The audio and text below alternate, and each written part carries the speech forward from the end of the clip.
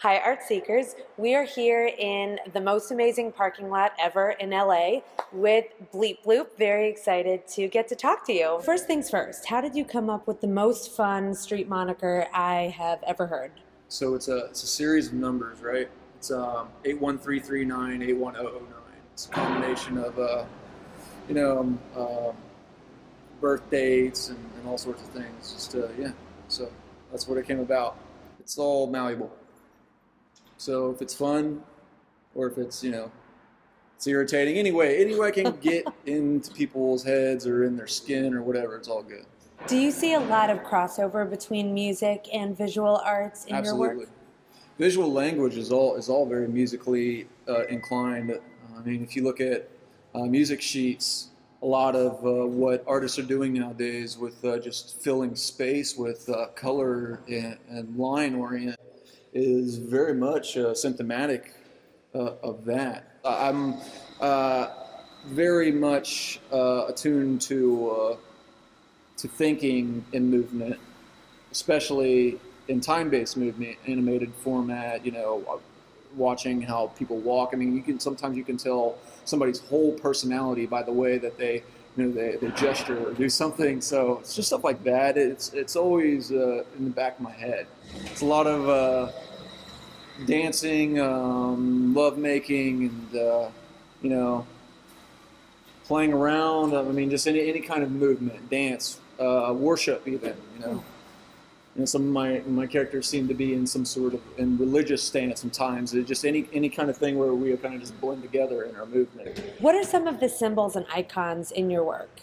So the symbols and icons, I guess the most identifiable things are I do keyholes a lot, keyholes and keys, and one that I use pretty much, probably, it's not my most popular, but it's one of my most popular, is the AZAZ, where it's that, it's kind of the alpha, omega, beginning, end formats.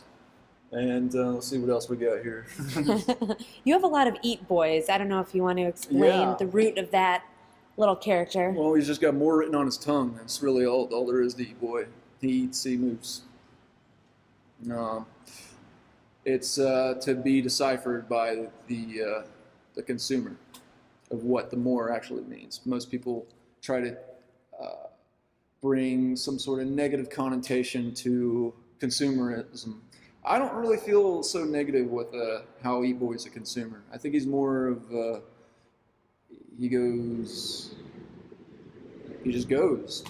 He moves, he eats, he consumes, and he creates, and he eats that too. So it's all encompassing.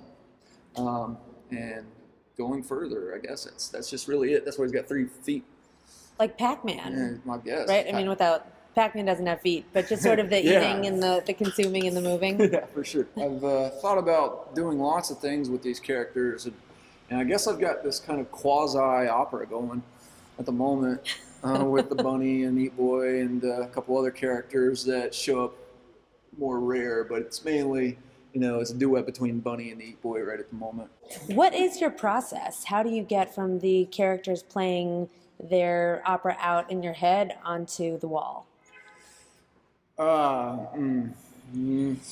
It's very situational. I don't put a lot of my motivation in trying to figure out what I'm going to be doing. It's more so, this is very white and plain. It's not going to be very white and plain much longer. Mm-hmm. That's basically the gist of it.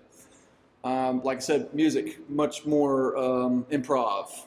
I mean, this whole piece, I didn't draw out nothing for this. I just went at it. This whole thing was freehand? Freehand. Wow. Freehand, and then what I do seem to be inspired by is the textures of the walls.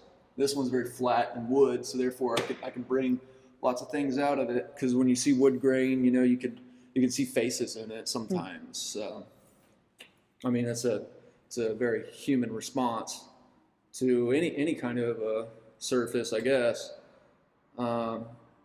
So when I have a background that is a certain blank color, it's always very, very good to bounce things off of. I'm sure the various lighting affects the work and how you conceptualize it, because here it's only going to be seen under this harsh glow Yeah. of artificiality, Right. whereas if you're going to work above the garage, then maybe your color choice will be different, maybe the characters will be doing different things.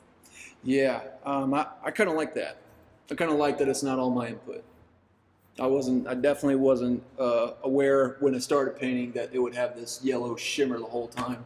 But then, you start to approach it more like a conversation, just because I'll be up here spray painting on something, and then I'll go back about 20 feet away and sit in a crouched manner and just visualize where it's going next. And so therefore you start to correspond with your settings, like this lighting situation of it being very yellow and iridescent and very, kind of like that. I start to play in my head what color is going to bounce off that yellow to make it more cool orient. And so therefore things like this come about. So, there's lots of things to factor in. And there always is when you're doing this kind of thing. Especially, like I said, it's all jazz.